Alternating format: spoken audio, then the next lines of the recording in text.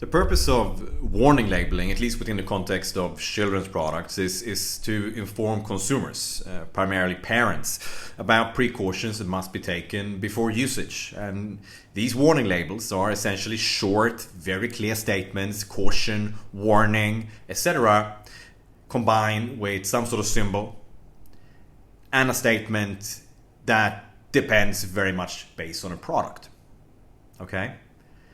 So the way that you need to go about to identify the warning label statement that applies to your product is by looking at the ASTM standards that in turn apply to your product. As said, there are many different types of warning labels that depend on, say, is it a strangulation risk, is it a fall risk, is it small part risk, etc.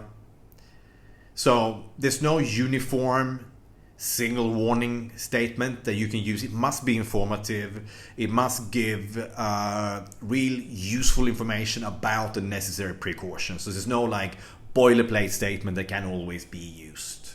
Okay.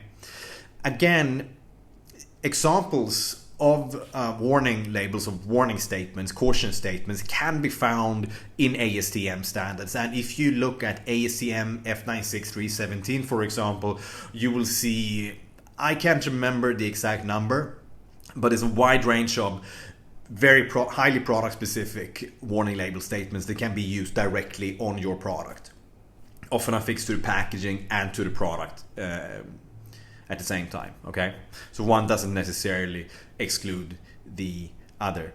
So keep in mind that these are standards that you have to buy, and you can buy these standards on the ASTM website. Okay, so that's step one. To simply identify the relevant warning statement or the warning label or the caution label depending on the product, and which in turn informs you about the ASTM standard that applies. And if you don't know which ASTM standard apply, well, step one would be to look at ASTM F96317, but there are also other ASTM standards to consider. Okay, but the best way to go about this, to determine this, would be to request an assessment from a CPSC accepted lab, because as long as you share information about the product, meaning the design, the materials, the intended age group, based on that they should be able to determine the ASTM standards that apply to your product. Okay, so that's the first thing you need to do. Then it comes to the actual implementation of the warning labeling. Something that could go very wrong is if you reach out to your supplier. Perhaps you're working with a manufacturer in mainland China or Vietnam or Mexico, or even in the US for that matter. But in any case, it would be a big mistake to ask a factory to first determine the warning labels that apply.